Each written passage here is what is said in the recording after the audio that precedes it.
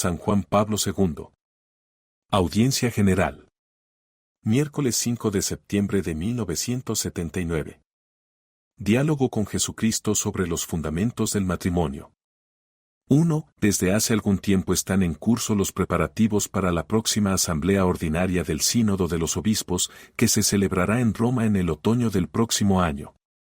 El tema del Sínodo, De Muneribus Familiae Christianae, Misión de la Familia Cristiana, concentra nuestra atención sobre esta comunidad de vida humana y cristiana, que desde el principio es fundamental.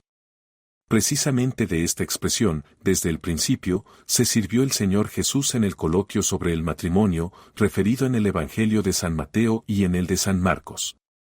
Queremos preguntarnos qué significa esta palabra, principio.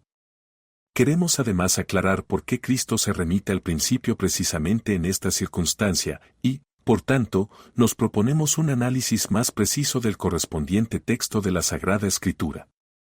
2. Jesucristo se refirió 2 veces al principio durante la conversación con los fariseos, que le presentaban la cuestión sobre la indisolubilidad del matrimonio. La conversación se desarrolló del modo siguiente. Se le acercaron unos fariseos con propósito de tentarle y le preguntaron, ¿es lícito repudiar a la mujer por cualquier causa? Él respondió, ¿no habéis leído que al principio el Creador los hizo varón y hembra?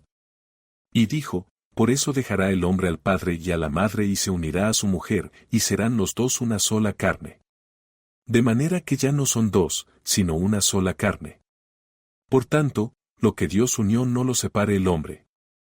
Ellos le replicaron, entonces, ¿cómo es que Moisés ordenó dar libelo de divorcio al repudiar? Díjoles él, por la dureza de vuestro corazón os permitió Moisés repudiar a vuestras mujeres, pero al principio no fue así. Mt 19, 3 ss, CFMC 10, 2 ss. Cristo no acepta la discusión al nivel en que sus interlocutores tratan de introducirla, en cierto sentido, no aprueba la dimensión que ellos han intentado dar al problema. Evita enzarzarse en las controversias jurídico-casuísticas, y, en cambio, se remite 2 veces al principio. Procediendo así, hace clara referencia a las palabras correspondientes del libro del Génesis, que también sus interlocutores sabían de memoria. De esas palabras de la revelación más antigua, Cristo saca la conclusión y se cierra la conversación. 3. Principio significa, pues, aquello de que habla el libro del Génesis. Por tanto, Cristo cita al Génesis 1, 27 en forma resumida, al principio, el Creador los hizo varón y hembra, mientras que el pasaje original completo dice así textualmente, creó Dios al hombre a imagen suya, a imagen de Dios lo creó, y los creó varón y hembra. A continuación, el maestro se remite al Génesis 2, 24, por eso dejará el hombre a su padre y a su madre y se unirá a su mujer, y vendrán a ser los dos una sola carne.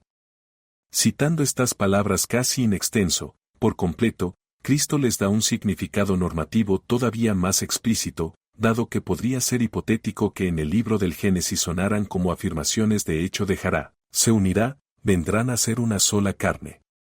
El significado normativo es admisible en cuanto que Cristo no se limita solo a la cita misma, sino que añade, de manera que ya no son dos, sino una sola carne. Por tanto, lo que Dios unió no lo separe el hombre. Ese no lo separe es determinante. A la luz de esta palabra de Cristo, el Génesis 2, 24 enuncia el principio de la unidad e indisolubilidad del matrimonio como el contenido mismo de la palabra de Dios, expresada en la revelación más antigua. 4. Al llegar a este punto, se podría sostener que el problema está concluido, que las palabras de Jesús confirman la ley eterna formulada e instituida por Dios desde el principio, como la creación del hombre. Incluso podría parecer que el Maestro, al confirmar esta ley primordial del Creador, no hace más que establecer exclusivamente su propio sentido normativo, remitiéndose a la autoridad misma del primer legislador. Sin embargo, esa expresión significativa, desde el principio, repetida 2 veces, induce claramente a los interlocutores a reflexionar sobre el modo en que Dios ha plasmado al hombre en el misterio de la creación, como varón y hembra, para entender correctamente el sentido normativo de las palabras del Génesis. Y esto es tan válido para los interlocutores de hoy, como lo fue para los de entonces. Por lo tanto, en el estudio presente, considerando todo esto, debemos meternos precisamente en la actitud de los interlocutores actuales de Cristo. 5. Durante las sucesivas reflexiones de los miércoles, en las audiencias generales, como interlocutores actuales de Cristo, intentaremos detenernos más largamente sobre las palabras de San Mateo, 19, 3 y ss. Para responder a la indicación que Cristo ha encerrado en ellas, trataremos de penetrar en ese principio al que se refirió de modo tan significativo, y así seguiremos de lejos el gran trabajo que sobre este tema precisamente emprenden ahora los participantes en el próximo Sínodo de los Obispos. Junto con ellos toman parte numerosos grupos de pastores y de laicos que se sienten particularmente responsables de la misión que Cristo propone al matrimonio y a la familia cristiana. La misión que Él ha propuesto siempre y propone también en nuestra época, en el mundo contemporáneo. El ciclo de reflexiones que comenzamos hoy, con intención de continuarlo durante los sucesivos encuentros de los miércoles, tiene como finalidad, entre otras cosas, acompañar, de lejos por así decirlo, los trabajos preparativos al sínodo, pero no tocando directamente su tema, sino dirigiendo la atención a las raíces profundas de las que brota este tema.